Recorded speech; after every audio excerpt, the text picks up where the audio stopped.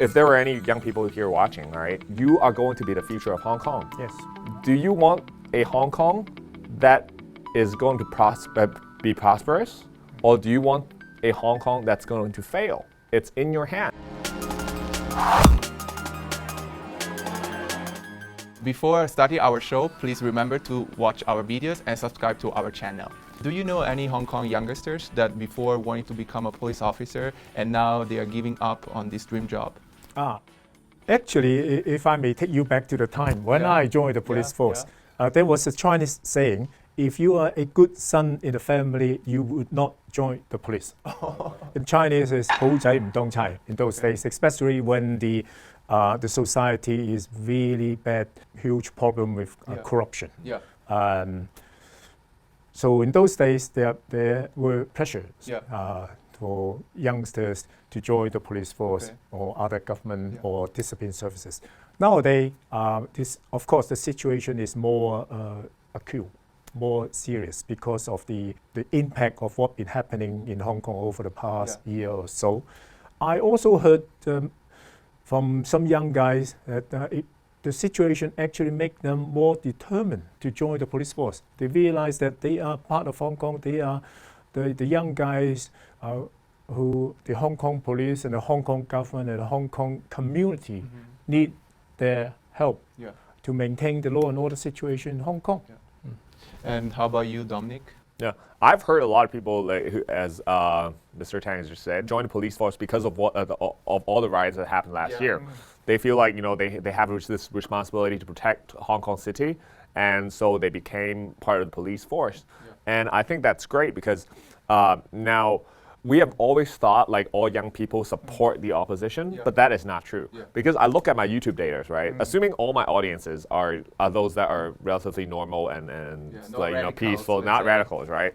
Actually, about 20% of our audience are 34 years old or below, right? So that represents, because my YouTube videos average around like 250,000 per video, right? So if you take that number and then you times it by 20%, that is a good 50,000 people watching my video every single day that are under 34 years old. So we cannot give up this segment of people. We cannot just like assume that all of them are towards the opposition, right? So what I observed, because I actually took the PCL course last year, right? But I'm like the only old guy that was there, right? So we are in a group of 10 people.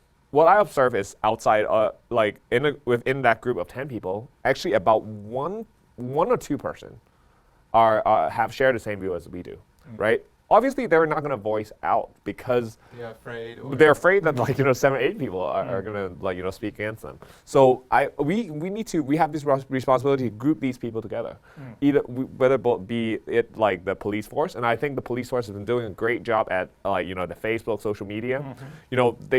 Right now the police are doing live, right, and that's very important because before the police start doing the live program, what happened is like all the media cameras were facing the police, right? None of the camera was facing like the rioters, right? And even if there were media that are on our side, they were worried that if they face the camera towards the rioter, they're going to get attacked and assaulted. Right? So it's very important that the police take the step, right? And then now that we have some raw footage that we would otherwise never get, right? And then we use these raw footage to convince the people, hey, look, this is actually what happened. The reality, yeah. So I think the police is doing a great job, and they have young people, they're making good videos. Like they were imitating like Korean pop stars and whatsoever, and projecting a very positive image. Yeah, also a funny way. Yeah. And can you all imagine a society with no police? Oh no. Yeah. And now there will be another news clip.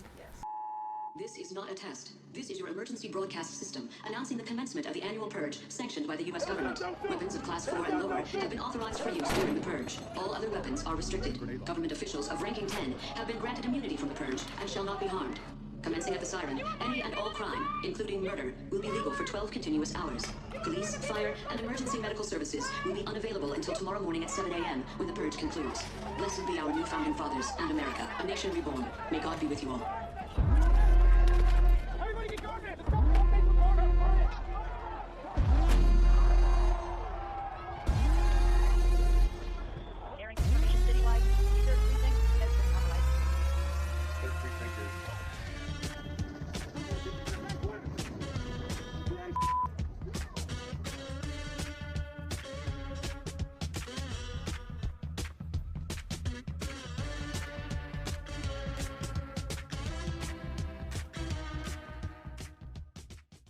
This was a clear example of like basically disorder, chaos, and so we cannot imagine a society with no police. Right. And it's not a matter of being on one side or another one, like blue or yellow. It's just like logic, and the police in a way has to be tough because they represent an institution, and then they reserve this respect because they need to keep order in the society. They need to protect like the citizens and also in general like the city. Do you have any comments about like the clip that we just watched? Or to go back to your question about can we imagine a society without the police? As far as the police are concerned, our function is very simple and straightforward. The police are there to protect life and property. And you expand life and property. You look at if you simply look at Hong Kong in the recent days. Despite the police has to deal with the sporadic, occasional demonstration lately, and also to assist the government in fighting the COVID-19. The police also been doing a very good job in making arrests, drug trafficking cases, and other violent crime, armed robberies, and things like that. Maintaining the traffic as simple as that on a daily basis. So don't take the police for granted. The police is part of the society. Policemen are also members of the society, and they deserve, like what you said, deserve respect from everybody, and don't politicize the role of the police force. Right. Well, I think we got a very professional police force here in Hong Kong, right? We have one of the finest, most professional police forces here in Hong Kong compared with anywhere else in the world. And Hong Kong, for a very long time, have been one of the safest city in the world. And we won't have to worry about, when we go out. We go out at night in the U.S., for example. I went to college in the U.S., right? We literally need to worry. You may get shot if you get into the wrong neighborhood. You may get robbed, right? You may get raped, okay? But in Hong Kong, we feel safe everywhere we go. And that has a lot to do with our Hong Kong police force. And I don't understand why people, in recent years, put all these blame on the police. Because, look, maintaining public order or controlling riots is only one small part of what the police do, right? So the police actually do a lot of things, right? So all of you guys are complaining about, how the police are enforcing law. But when you need them, you call the police. When you don't need them, you shout at the police. This is how a lot of the young people these days are doing it. So if you look at the situation, if you look at a lot of video footage would suggest that, cops in the US, compared with cops in Hong Kong, you would very much rather you were being dealt with with Hong Kong police, for sure. Because in the US, they use the weapons they use, the level of force they use is so different from those we're using in Hong Kong, right? But even before throwing the tear gas, the police in Hong Kong was advising you, right. But you know what, with the all these warnings, and right? And then I recently watched this video clip where there's one guy who was coming out of his home unarmed, right? And then he's trying to get back on his car, and he got shot by the American police 7 times when he was completely unarmed, right? That would never happen in Hong Kong. So we have to take a look at and really treasure what we have in Hong Kong right now. And so and one more thing is that I want to say is police don't really want to be there, right? At riots, right? If you guys were not breaking public order, the police would not have been there in the first place, right? The police would very much rather just go on with their usual business, not have to go overtime, stay home with their families, and then don't have to being shouted at, being treated violently. They would very much rather be doing that. But because the responsibility of police is to maintain public order, when you guys come out, create a riot, break things, the police has to be there. If I may add one point, following on from what Dominic just said, Hong Kong has been one of the safest cities in the world. Not only because we have a very professional police force, it's also because the vast majority of our citizens are law-abiding. So we're unfortunate over the past year or so, some guys decided to take to the street, start rioting, vandalizing and things like that. Don't forget, you have a responsibility to maintain the law and order of our city as well. Yeah. How the police is planning to reestablish the relationship with the young people? Well, communicating with the community has always been one of the important strategies of the police force, because support from the community is very, very important, especially when at this age, when the young guys are growing up, their support, their sense of responsibility in being a law-abiding citizen is very important, and also to gain a good understanding of the function of the police and why the police are there for. With what's been happening over the past year or so, it makes this task even more important, if not more difficult. The police has been doing a very good job progressively. For example, having a sort of live broadcast on what's been happening on the streets when there were sort of demonstration, riots, and things like that. And beyond that, the police has to maintain a very close contact with youngsters. And the best way to start is from the school. Yes. Yeah. And I understand the police has started this job by contacting school principals and trying to link up and create more opportunities for the police to communicate with students, teachers, because they represent a very large group of people, important growing up people within our society. Yeah, maybe because the youngster can be really bad influenced by, all these medias or these rumors. So maybe they don't see anymore as a police as a normal human being. So that I think it's very important. It goes back to the old question of giving them a balanced view of what's happening. Yeah. Yes. And Dominic? Yeah, Mr. Tang was raised a great point that the police is doing a lot of engagement inside school.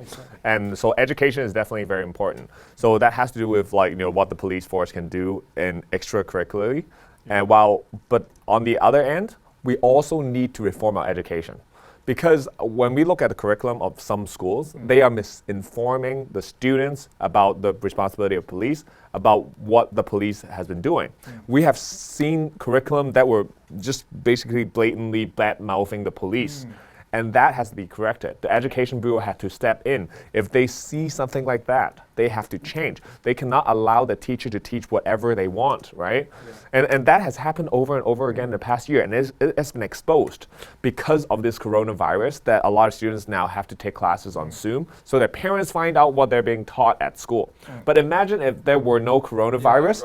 The parents would never know what they're being taught at school, right? And that is how we found out about all these things, right? So education is so important. The Education Bureau has to do has to do something.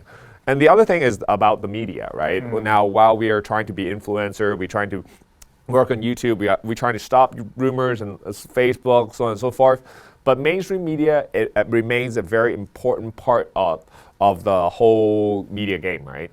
So we have to have some legislation that is against the spreading of fake news, right? In Singapore, they have legislation like that, but in Hong Kong, we do not have that. And then we see, in which country or in which jurisdiction or in which region will you see all these media reporters standing in between the police and the rioters? Only in Hong Kong.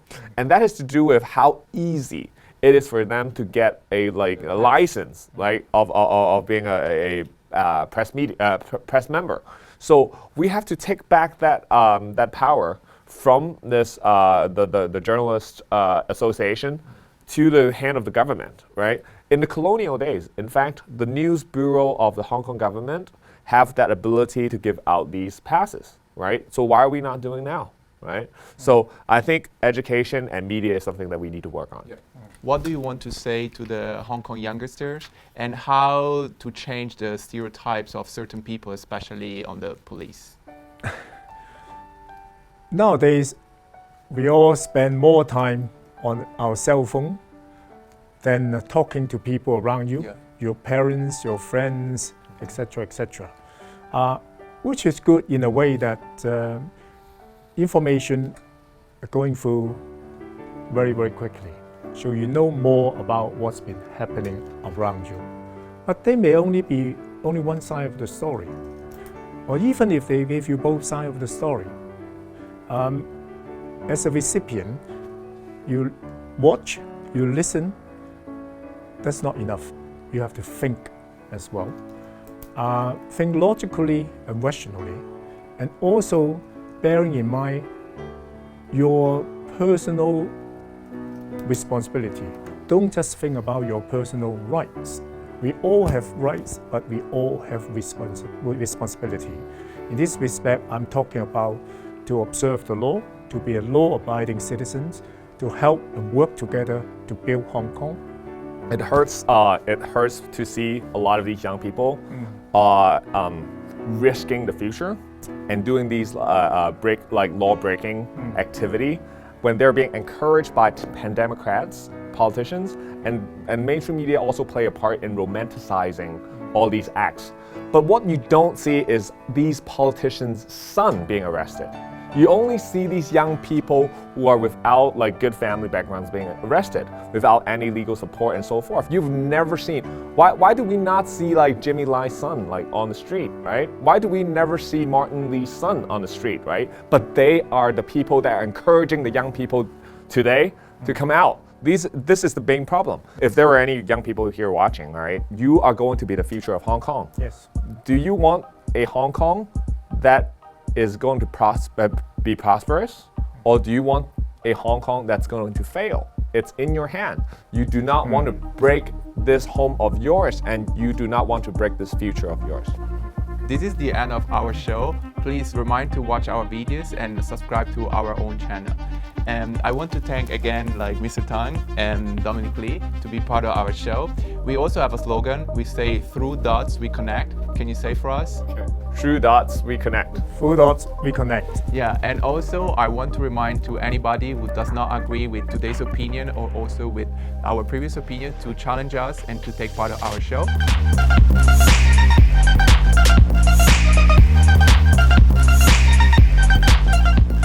So that's all for today. Thank you very much. Bye-bye. Bye.